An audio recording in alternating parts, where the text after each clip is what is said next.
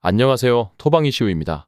오늘은 다가오는 9일 오후에 있을 K리그 승강 플레이오프 2차전 두 경기를 분석해보는 시간 가지도록 하겠습니다.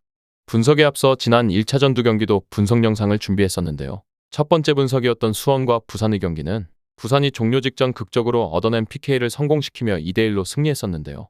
예상했던 대로 부산의 승리 쪽과 다득점, 그리고 핸디캡 무승부까지 모두 적중시켰습니다.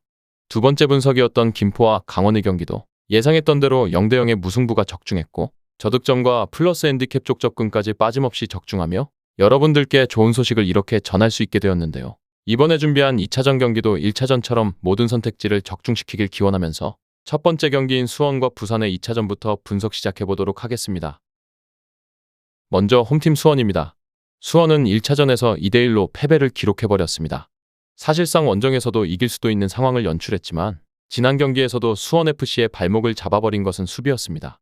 후반 35분부터 PK를 두 번이나 내주면서 잘 이끌던 경기를 역전당해버린 것인데요. 결국에는 수원FC가 상당히 핀치에 몰린 상황인데 더 중요한 것은 역전을 위해서 반드시 필요한 공격 자원인 이승우가 퇴장을 당하면서 2차전에 나올 수 없다는 점입니다.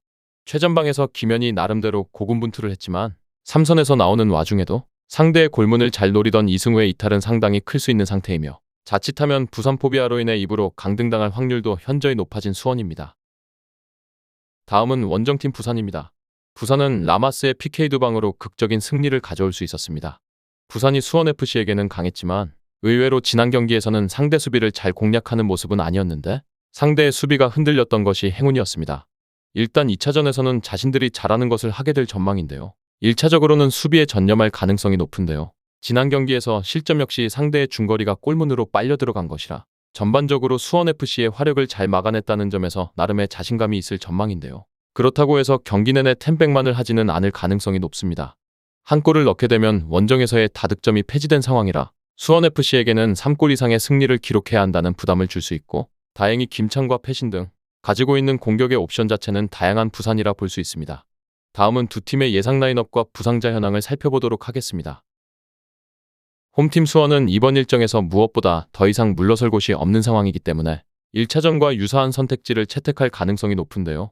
일단 한 골을 어떻게든 넣어야 승부를 원점으로 돌려놓을 수 있기에 공세적인 접근을 꾸준히 채택하며 상대 수비를 공략해볼 공산인데요. 다만 앞서 말씀드린 것처럼 지난 경기에서 이승우의 퇴장으로 스쿼드 운영에 치명적인 변수가 발생한 상황이며 공격 과정에서 김현의 부담감이 커질 우려가 생겼으며 여전히 문제점인 수비에서도 어느 정도 영향을 줄 가능성이 높은 상황입니다.